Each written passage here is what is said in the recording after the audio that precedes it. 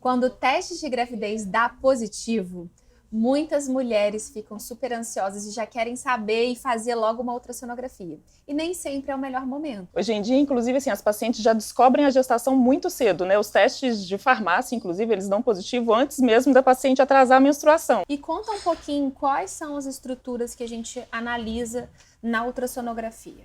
Cada vez que a gente faz um exame, a gente faz um geral de tudo, né?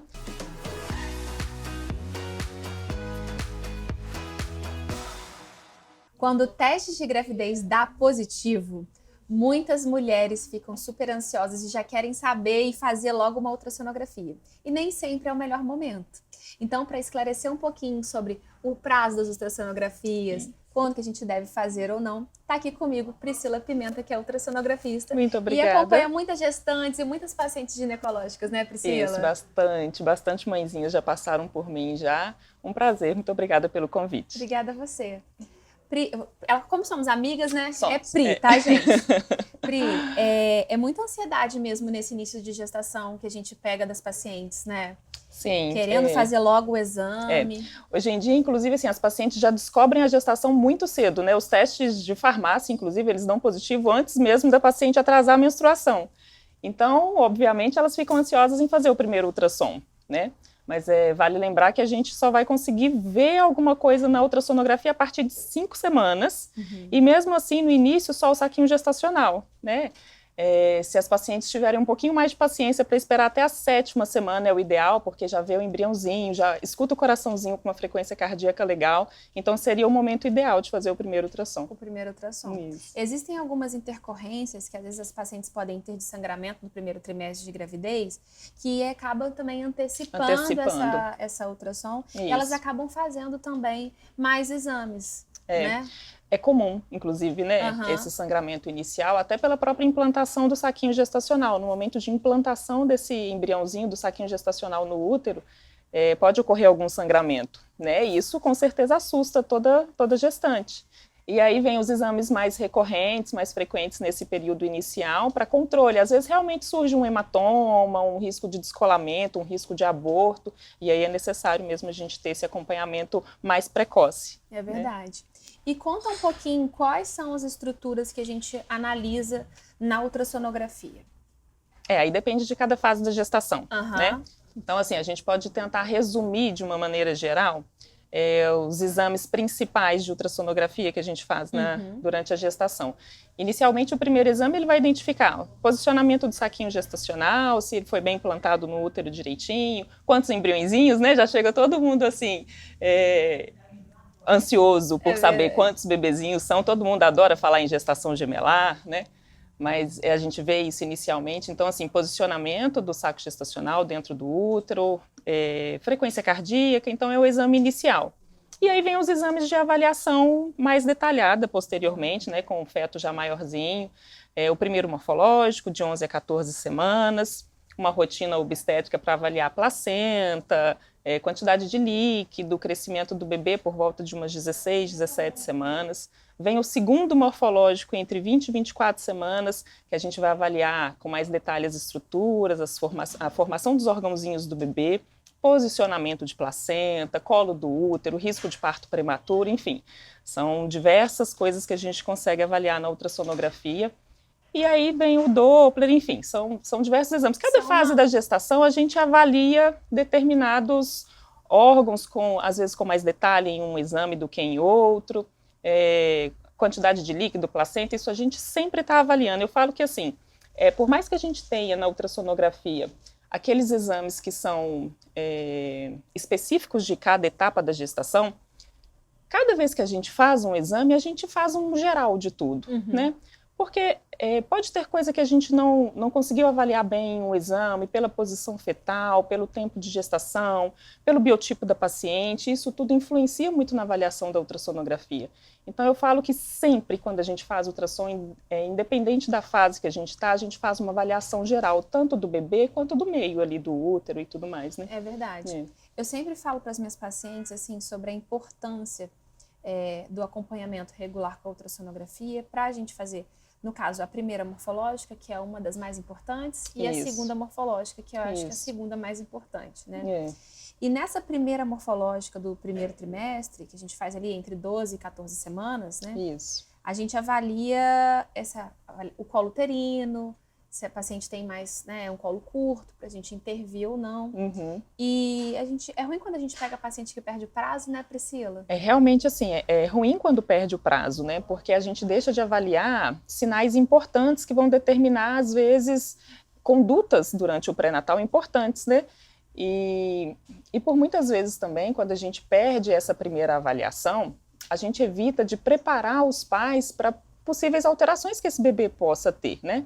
Eu sempre falo que é muito importante a avaliação do morfológico, não só para a gente intervir, porque às vezes tem alterações que a gente não vai conseguir fazer nenhuma intervenção durante o pré-natal, mas é importante para preparar a família, né? Então, acho que a ultrassonografia ela é muito também para que as pessoas tenham esse conhecimento prévio e que se preparem para possíveis alterações, né, para possíveis modificações de rotina, dependendo do que a gente possa conseguir identificar nesse exame. É verdade. Né? Uma outra coisa também que eu acho um grande diferencial e super importante é o rastreio de pré-eclâmpsia que faz no ultrassom do primeiro trimestre. No primeiro trimestre, a aferição da pressão lá no consultório durante a realização da ultrassonografia. Explica um pouquinho, Priscila, como que é esse protocolo, porque infelizmente a gente ainda pega pacientes que não conseguem realizar. Na verdade, a gente faz um rastreio, né, de risco daquela paciente desenvolver hipertensão ou pré-eclâmpsia durante a gestação. Né? E é muito importante a gente fazer isso no primeiro trimestre, porque as condutas obstétricas de prevenção, né, de uso de medicamentos, ela vai ter um resultado importante se iniciada no início. Então, não adianta eu fazer esse rastreio mais tardiamente na gestação, porque o efeito da medicação, ele perde, né, perde o efeito do que aquela medicação vai fazer. E aí, quando a gente avalia no primeiro trimestre, a gente, além das medidas que a gente faz de Doppler, durante a ultrassonografia para avaliar fluxos das artérias maternas, o fluxo sanguíneo ali que tem relação com alterações de níveis pressóricos da paciente, a gente mede a pressão, colhe uma história materna detalhada. Então, existem calculadoras, né, onde a gente alimenta com todos esses dados durante o exame, e ela vai dar para a gente esse cálculo detalhado, específico para aquela paciente, com todos os parâmetros que a gente avalia durante a ultrassonografia. E aí a gente oferece para o obstetra a oportunidade de prevenir, de iniciar a medicação precocemente e evita um desfecho ruim no final dessa gestação para essa paciente, né? Então é importante. E nem todo mundo, quando faz o primeiro morfológico, faz essa avaliação de rastreio. É verdade. Né? Infelizmente, a gente ainda vê pacientes perdendo essa avaliação no momento correto, que é a gente fala 11 a 14 semanas, mas você falou 12 a 14, né? E foi legal você falar isso, porque o protocolo é 11 a 14 semanas. Mas, gente, se tiver a oportunidade de marcar de 12 a 14 semanas, é o melhor período. Faz uma diferença imensa para a gente que está fazendo a ultrassonografia, a avaliação do feto um pouco maiorzinho. E de 11 para 12 semanas parece que é pouco, né, Lívia? Mas é uma diferença muito grande. Muda muita coisa. Eu nem falo 11, porque a gente já chegar já chega no 12, né? No melhor momento. É o melhor, Para as orientações, né? E aí a gente pega, né, a aferição da pressão arterial antes, você coloca isso no programa que vai calcular, para a gente poder começar. É importante, né, tem alguns novos protocolos que falam para começar uma das medicações que a gente pode usar até mais tarde agora, sabe? Só que quanto antes melhor, exatamente, né? E aí a gente consegue prevenir a pré-eclâmpsia que acontece depois de 20 semanas de gestação, né? Então você já vem ali, se essa paciente faz essa ultrassom com 12, você já ganha um tempo ali para ela, né, iniciar a medicação no momento oportuno, para não ter nenhum problema com 20 ou após 20, né? Então isso é muito legal. Um outro exame também muito importante que a gente tem, né, é o ecocardiograma fetal. Sim. Que tem profissionais que gostam de fazer também idades gestacionais um pouquinho diferentes, que a gente sempre peça para consultar com quem que vai fazer, né? Normalmente de 26 a 30, que eu oriento, mas tem gente que faz de 24, então isso é sempre bom a gente orientar a paciente. que é muito importante também, Sim, né, Priscila? muito importante. O ecocardiograma fetal, eu costumo falar com as pacientes que é como se fosse um terceiro morfológico, né? Porque ele vai realmente detalhar só o coração, né? Ele é um exame bem específico do coração, é feito pelo médico cardiologista. E quando a gente faz o morfológico de segundo trimestre, a gente também avalia a formação do coração, a gente vê estruturalmente como esse coração já está, a presença de 4 câmaras, enfim, uma avaliação não tão detalhada. E o cardiologista, ele vai fazer não só a avaliação da estrutura do coração, da anatomia desse coração bem detalhada, como do funcionamento cardíaco, né? Então, é um exame de muita importância. Até pouco tempo, ele não era de rotina, né, Lívia?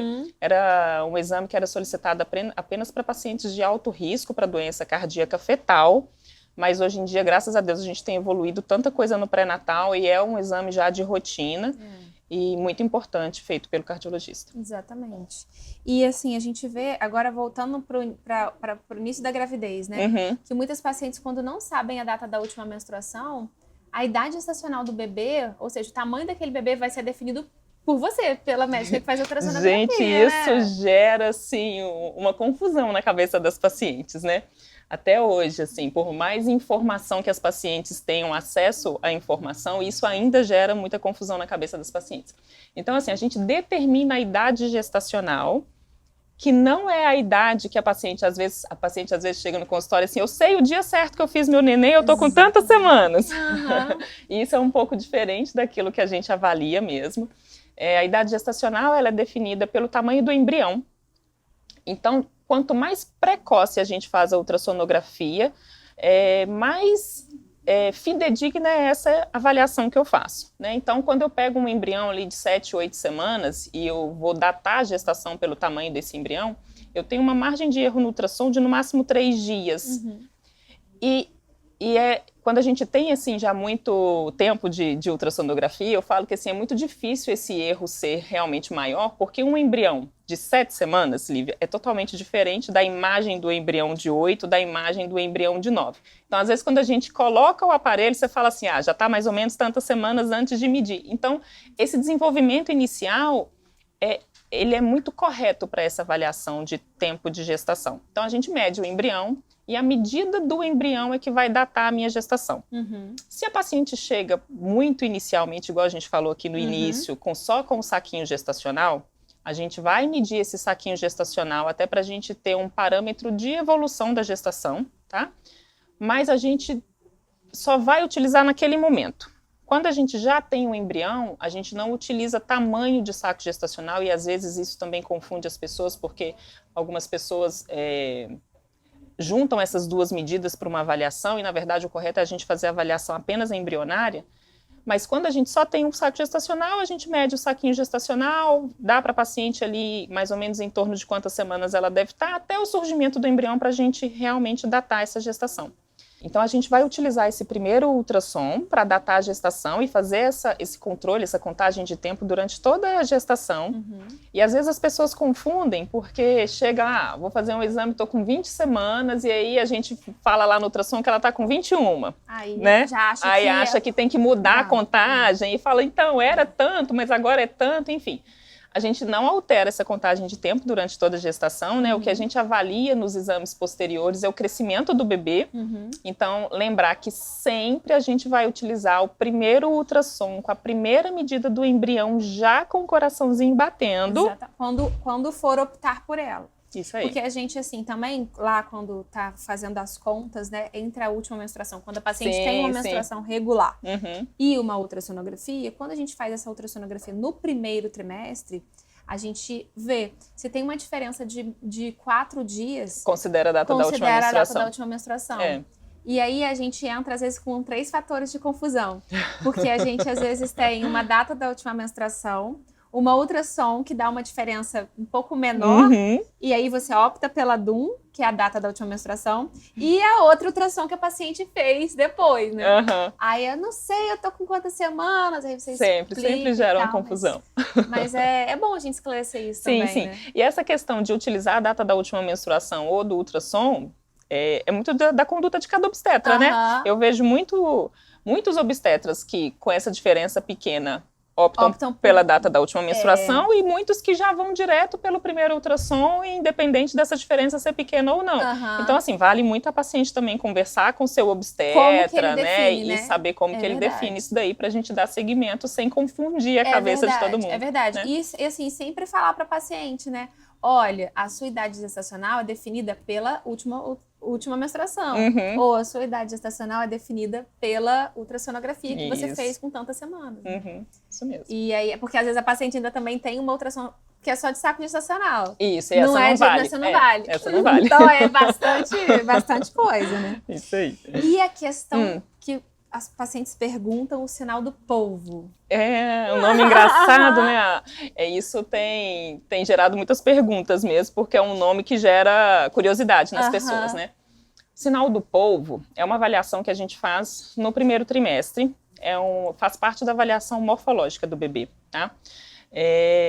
As pessoas ainda hoje, mesmo com todas as informações que a gente tem, elas confundem muito o primeiro morfológico com a translucência nucal.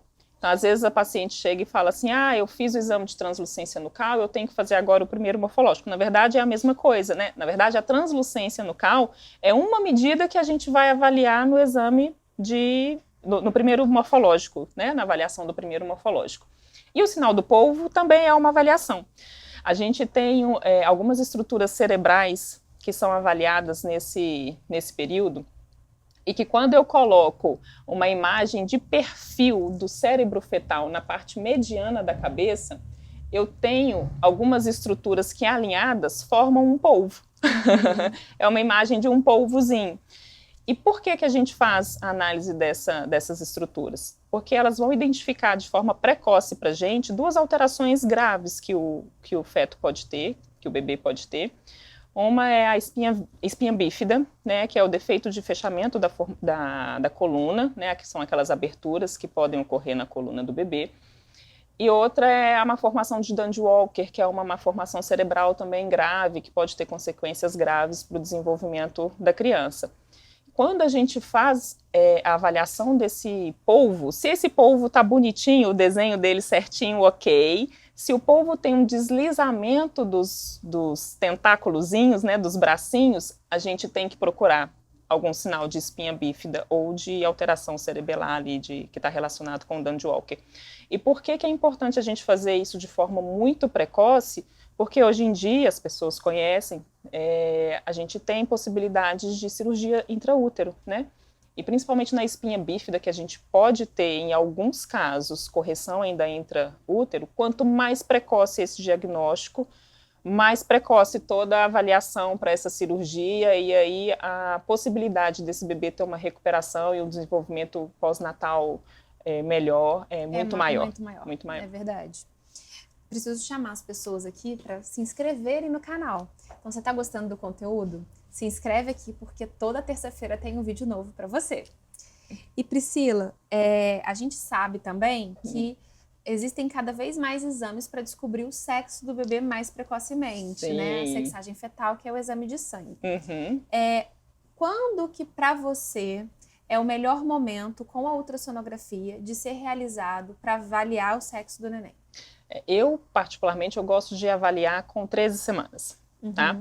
Então, quando a paciente vem para fazer o primeiro morfológico, se ela tem a possibilidade de marcar esse exame com 13 semanas, é um tamanho ótimo do bebê para avaliação morfológica. E a gente, quando a paciente quer saber, a gente já consegue ver bem o sexo do bebê. Por quê? Com 11 semanas, às vezes com 11 semanas e meia, que a paciente às vezes chega para fazer esse exame, eu tenho uma formação ali da genitáliazinha ainda muito semelhante de menino e menina, não dá para diferenciar. Com 12 semanas começa essa diferenciação, mas o menino é sempre mais rápido de ver nessa fase do que a menina. E com 13 semanas eu vejo bem menino ou menina, então 13 semanas a gente já bate o martelo. Dá ok, né? Dá ok. E para finalizar, uma das últimas avaliações que a gente faz mais tardiamente, pode até acompanhar, é o Doppler fetal, né? Sim. Explica um pouquinho dessa circulação, o que a gente avalia nesse Doppler. O Doppler ele é importante em diversas fases da gestação, né?